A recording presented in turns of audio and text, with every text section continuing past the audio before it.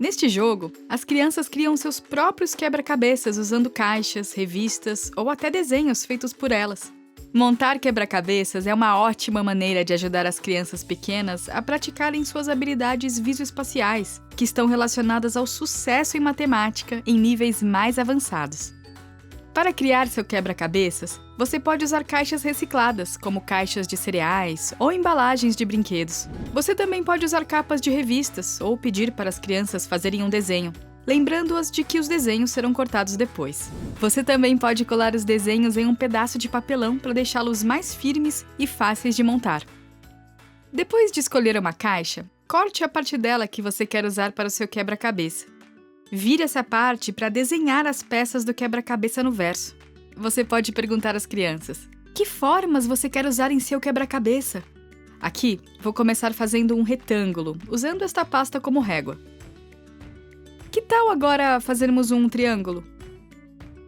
E depois, vamos fazer um tipo diferente de triângulo.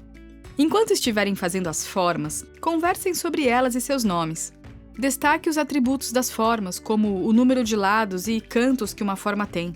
Você pode perguntar: como você chamaria essa forma? Sim, é um triângulo! Como você sabe que é um triângulo? Isso mesmo! Tem 1, 2, 3 lados e 1, 2, 3 vértices ou cantos.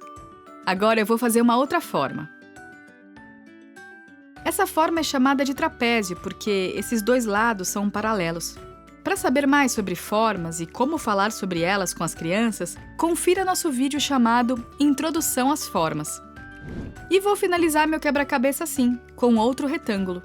Agora, sua criança pode cortar as formas, o que é ótimo para desenvolver as habilidades motoras finas. Ou, se você se sentir mais à vontade, pode cortar as formas.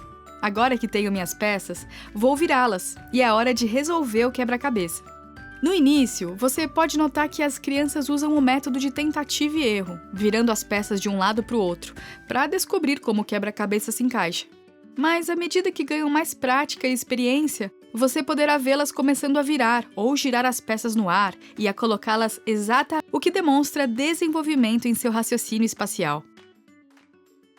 Você também pode fazer quebra-cabeças com seu filho e, em seguida, trocar os quebra-cabeças, ou pedir para que as crianças troquem entre si. E se seu filho quiser fazer um desenho para transformar em um quebra-cabeça, você pode incentivá-lo a colorir o papel todo para que ele tenha pistas visuais suficientes para resolver o quebra-cabeça.